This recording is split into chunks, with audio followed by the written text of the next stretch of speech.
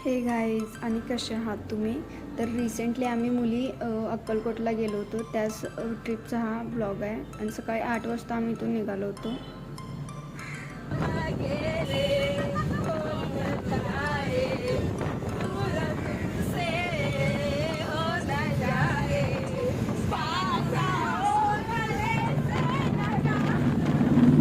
अशी यांची गाणी ऐकत ऐकत प्रवासाला सुरुवात झाली आणि बघता बघता प्रवास संपतही आला आणि आम्ही अक्कलकोटच्या जवळ येऊन पोचलो.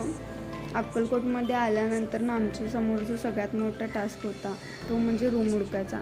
का तर हा प्लॅन अचानक झाला होता आणि काय प्लॅनिंग न केल्यामुळं रूम बघायचं तरी कुठे आणि अवेलेबल असतील का नाही हे माहिती नव्हतं. आणि तसंच काहीसं झालं की आम्ही गेलो आणि रूम अवेलेबल नव्हत्या.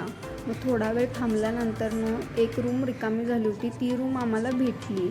मग रूममध्ये गेलो, आवरलं वगैरे आणि तिथून आम्ही चहासाठी निघालो. आणि एका ठिकाणी थांबून मग आम्ही चहा पिला. चहा प्यायला गेल्यावरती तिथं सगळं आल्याचा एकदम कडक चहा भेटला आम्हाला. आणि त्याच्यानंतर दर्शन वगैरे घेतलं. दर्शन घेतल्यानंतर मुली म्हटल्या नाही एवढ्या दूर आलो आहे तर काहीतरी फिरून वगैरे जायचं, पैसे भेटले पाहिजेत.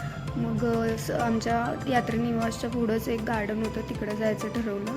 मग ते महाराजांची मूर्ती होती, तिथं वंदन वगैरे केलं, गार्डनमध्ये गेलो. आणि इथं बघा मुलींचं काय चालू आहे, कुठं प्राण्यांवरती बस, इकडं बस तिकडं बस, नुसती फोटो. आणि ह्यांचं काय नव्हच, बारक्या मुलांच्या पाळण्यात बसून खेळ करत बसलेल्या आहेत. खेळून फोटो काढून त्यांनी सगळ्यांनी भुका लागलेल्या. मग तिथे यात्री निवासच्या जरासं पुढं अन्नक्षेत्रामध्ये प्रसाद असते, मस्तमध्ये प्रसादावरती ताव मारला. गोड असा शेवट केला दिवसाचा.